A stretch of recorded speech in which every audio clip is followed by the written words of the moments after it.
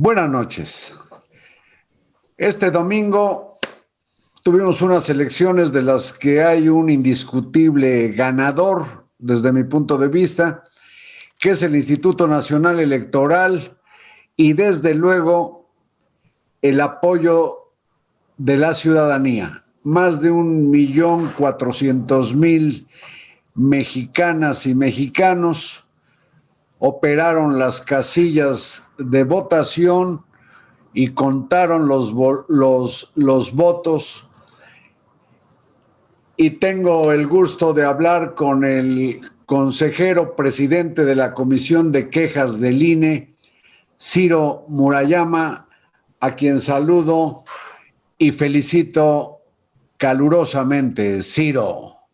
Gracias, Carlos. Muy buenas noches. Es un gusto estar contigo justo al día siguiente de una jornada electoral de la que yo creo que nuestra sociedad debe sentirse orgullosa en plena pandemia, crisis económica, que hayamos tenido unas elecciones en toda regla constitucional y legal, básicamente pacíficas en todo el territorio. Creo que es la mejor noticia que nos podíamos dar como país después de lo que hemos vivido en los últimos tiempos y es un logro colectivo del cual debemos estar satisfechos y orgullosos.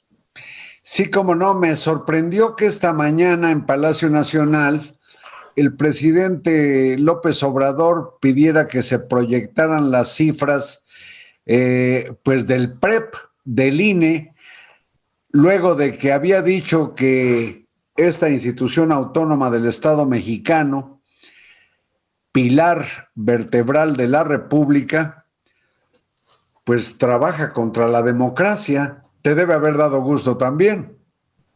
A mí, sobre todo, lo que me dio gusto fue la participación ciudadana. Tuvimos más del 52%. Esto quiere decir que es la votación intermedia más copiosa en todo lo que va del siglo. Esa es una buena noticia. Ya decías tú, la enorme movilización de más de 1 millón de ciudadanos que hicieron posible el voto de sus vecinos. Ayer votaron más de 48 millones de personas, una cifra histórica, y así se redefinió el mapa político del país. No hubo ganadores ni perdedores absolutos. Se confirmó el dato más importante, creo, que México es una sociedad denodadamente plural, que no hay quien puede pretender que representa por sí mismo a toda la sociedad, a una sociedad tan diversa, que no hay un solo partido que haya tenido al menos la mitad de los votos. El partido más votado, por ejemplo, Morena, tuvo 34% de los sufragios. Esto quiere decir que 1 de cada 3 mexicanos le dio su respaldo, que por sí mismo no va a tener la mayoría en la Cámara de Diputados, aunque con sus alianzas es posible que lo construya, pero a la vez otros partidos tienen tal representación que no se va a poder modificar la Constitución de manera unilateral, sino que esto debe ser el fruto del consenso, del diálogo, y ese es el mandato claro, duro de las urnas. Bueno, a propósito de cambios constitucionales, sabemos que en la Cámara de Diputados el partido mayoritario, ni sumándole los que yo considero partidos parasitarios del Verde y el PT, tiene 2/3 del Congreso, por lo tanto no puede enviar al Senado una iniciativa de reforma constitucional y en el Senado de por sí no alcanzaba ese porcentaje.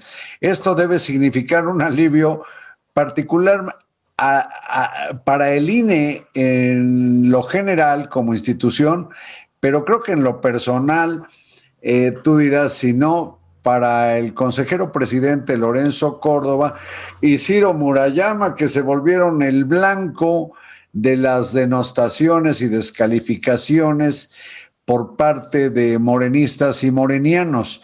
Es decir, ya se conjuró el riesgo de que haya una reforma para chatarrizar o desaparecer el instituto tal y como lo vimos trabajar ayer. Yo creo que en efecto ayer hubo la demostración de que la ciudadanía reivindica la vía democrática, y la vía democrática pasa por tener elecciones limpias y genuinas, que son organizadas por un árbitro autónomo e independiente del gobierno en turno. sea del color que sea. En efecto, yo coincido en que estas voces un tanto disparatadas que decían que, bueno, ya era el momento de llevar las elecciones a gobernación, como ocurría en los años 60, 70, pues quedaron desacreditadas por la contundencia de la votación, de la participación de la gente alrededor de un instituto electoral que es patrimonio de la sociedad. Nosotros los consejeros estamos aquí de paso, pero el INE a quien sirve es a una ciudadanía, eso, plural, libre, que quiere seguir votando en secreto, redefiniendo la representación y el poder en libertad. Y desde ese punto de vista, yo creo que sí, que se conjuró el riesgo de la desaparición del INE como árbitro autónomo. Y eso, pues también nos dice que hay INE para rato. Esperemos, así va a ser, en 2024 va a ser el INE porque no se va a poder desaparecer, no hay condiciones para una reforma constitucional donde se desaparezca. En 2024 la próxima elección presidencial la va a organizar el INE y así sucesivamente. Me parece que el INE es no una ocurrencia, surgió de la necesidad histórica de México para dotarse de sufragio efectivo sin trampas y sin intromisiones desde el gobierno. Eso lo conseguimos. Gracias a ello hemos tenido pues 3 alternancias en la presidencia en lo que va del siglo, en 4 elecciones. Ayer vimos cómo estados que nunca habían tenido alternancia ahora la tienen por primera vez, de tal manera que la democracia es algo que ya se instaló entre nosotros y la única manera de que se siga reproduciendo es teniendo elecciones auténticas. Para eso no debe ser el propio poderoso, el propio contendiente, el que organice la elección, sino un árbitro profesional, autónomo. Yo quiero aprovechar, Carlos, para decirte que estoy muy orgulloso de los compañeros del INE, de la gente que trabaja en los distritos, en los rincones más recónditos del país. Hubo casillas. En plena pandemia se visitó a 12 millones de personas para invitarlas a hacerse cargo de las casillas de ayer. O sea, la gran jornada que vivimos el día de ayer no fue fruto de la suerte ni de la casualidad.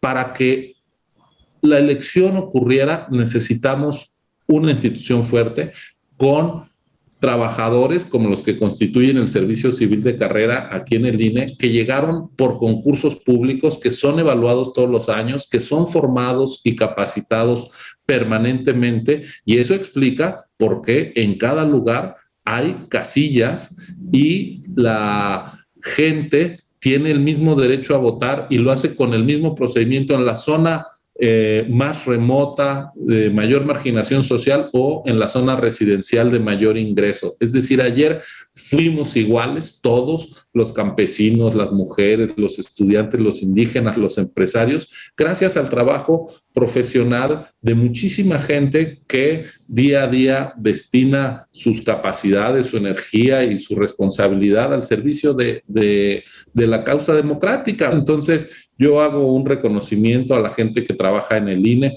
Los consejeros pues son los que nos toca un poco tomar algunas decisiones, explicar lo que hacemos, dar la cara, pero no sería posible lo que tuvimos ayer sin una institución y su personal profesional que está en todo el país. ¿Cómo cuántos servidores públicos tiene la institución? Mira, estamos hablando de alrededor de 16,000 personas. Un tercio de ellos están en los módulos, casi 1,000 módulos donde atendemos la credencial para votar. Ya te decía que 1,600,000 credenciales damos al mes, o sea, recibimos a miles y miles de personas todos los días. Es un trámite totalmente gratuito, se trabaja de lunes a sábado todas las semanas. Y ahora en temporada electoral contratamos trabajadores eventuales porque para visitar esos 12 millones de personas fue necesario tener a 48,000 trabajadores que son los que recorrieron el país, fueron a visitar a la gente y ayer estuvieron asistiendo en las casillas a los funcionarios que trabajaron voluntariamente y son los que nos ayudaron a recolectar también los datos de los conteos rápidos que permitieron que ayer mismo se supiera pues quién había ganado las gubernaturas más allá de las autoproclamaciones de triunfo que llegaron a darse de manera irresponsable. Bueno, por eso creo que la audiencia debe saber que de las instituciones autónomas que existen en México, desde luego no se diga la Universidad Nacional Autónoma de México, de donde tú, Ciro Murayama, formas parte, eres exalumno distinguido, el Banco de México y otras instituciones, pues ninguna es la que determina, mediante la organización y garantía de las elecciones libres y democráticas, la operación de todo lo que es el sistema político mexicano. Es decir, es el pilar de las, pues yo diría de la República, porque pasa por la organización y la calificación del INE y desde luego después, si hay litigios en el Tribunal Electoral, todo lo que podemos aquilatar o lamentar de lo que es la vida pública política mexicana. Pues sí, decía Ortega y Gasset, este importante filósofo español, que al final la credibilidad de las instituciones públicas depende de un mísero detalle técnico. Afortunadamente ayer ratificamos que este mísero detalle técnico lo sabemos hacer muy bien en México. Bueno, y eso, aunque no se los dirá, supongo, o no lo expresará públicamente, está implícito en lo que el presidente López Obrador dijo ayer a propósito de la elección, estar feliz, feliz, feliz. Eso es un reconocimiento implícito al trabajo de personas como ustedes, Ciro Murayama, pero yo te pido, como seguramente habrá litigios, quejas, etcétera, postelectorales, que permanezcas acá y continuemos la conversación para mañana martes. Muchas gracias, consejero Ciro Murayama, muchas gracias a ustedes y hasta mañana.